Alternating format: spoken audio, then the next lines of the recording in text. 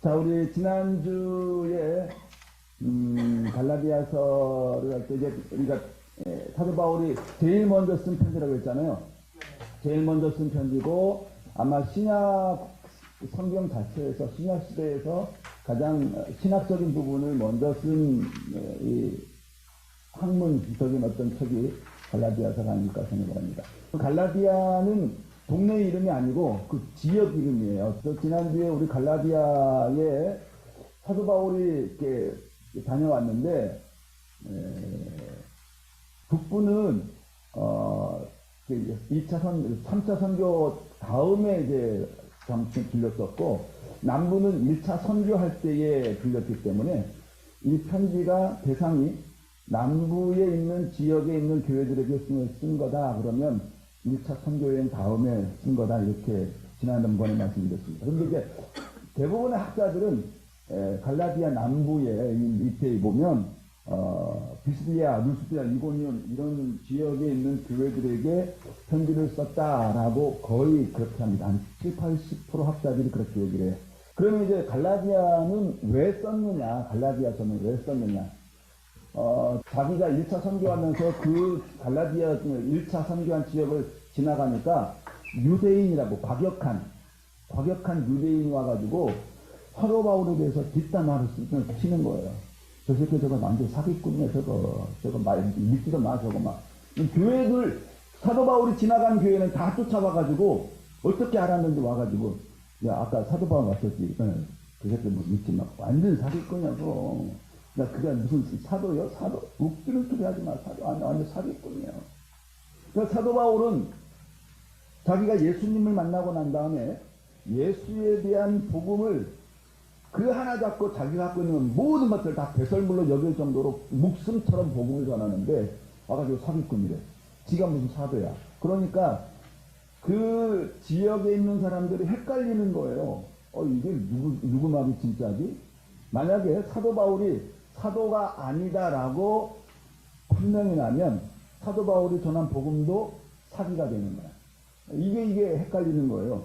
그래서 지금 사도 바울이 그 소문을 듣고 너무 화딱지 나가지고 그래서 편지 쓰면서 그 교회들에게 뭐라고 그러냐면 여기 보면 첫 번째 지금 내 뒤에 와가지고 그 유대인이라고 하는 놈들 다 그 복음을 변질시키는 사람들이야. 걔네들 말 믿지 마.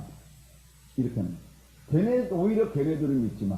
이상한 복음을 가지고 와서 진짜 복음을 완전히 헷갈리게 만드는 거야. 두 번째, 하나님의 은혜로 우리는 하나님의 은혜로 사는 거지 우리가 노력해서 사는 게 아니다. 제가 전에 한번 얘기한 적이 있어요. 우리 그리스도인들은 거지의 신앙으로 살아야 된다. 따라합시다. 거지의 신앙. 거지의 신앙은 뭐예요? 거지는요, 누가 주지 않으면 살아갈 수가 없어. 이게 이제, 루터가 그런 표현을 한 거거든요. 우리는 하나님이 우리에게 은혜를 베풀어 주지 않으면 우리는 살아갈 수가 없어. 그러니까 우리 믿음의 사람 그리스도인들은 항상 하나님 앞에 손 벌려가지고 하나님 주십시오 해야 돼. 이게 초라한 게 아니에요. 우리가 잘하는 것 같아도 우리는요, 항상 하나님의 은혜를 목 받쳐가지고 기다려야 돼. 하나님 뭘 줄 건지? 기도해. 그래서 여기에 보면 이 사도 바울 뒤에 온 사람들이 하나님의 은혜를 완전히 망가뜨려가지고, 야, 너희들이 그러면 안 되는 거야. 그 이유가 있어요. 내가 좀 이따 말씀드릴게요. 세 번째는요, 아까 얘기했죠. 저 새끼가 저거 사기꾼이야, 저거. 무슨 사도 바울이, 무슨 사도야, 사도, 야, 예수님하고 만난 적도 없는데 무슨 사도요. 이런 짓거리 하는 거. 그러니까 이제 이런 얘기 하니까 사도 바울이 열받는 거죠. 그래서 이 사람들은 교회 안에서 굉장히 분란을 일으키는 거. 그러니까 그런 내용들을 듣고 사도 바울이 열폭닥지 나겠어요, 안 나겠어요? 자기는 목숨을 다해서 복음을 쫙 전하고 하는데 뒤따라와가지고 저 새끼 사기꾼이요. 하나님의 은혜가 아니고 너희들이 열심히 해야 돼. 막 이러니까 좋은 소리 나갈 것 같아요. 뭐 승질난 소리 나갈 것 같아요. 나 같아도 저 새끼부터 나오겠다. 말부터 거칠어지는 거예요. 말부터 저 새끼들 저거 좀 많이 있으면.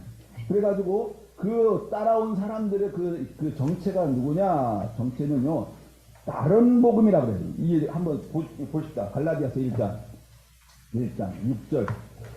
6절에 보면, 그리스도의 은혜로 너희를 부르신 이들을 이같이 속히 떠나 다른 복음을 따르는 것을 내가 이상하게 됐나. 이미 사도 바울이 1차 선교행하면서 그다 복음을 쫙 했는데, 복음을 전했는데, 이 변절자들 한번 싹 지나가니까 다른 복음을 이제 혹하는 거예요.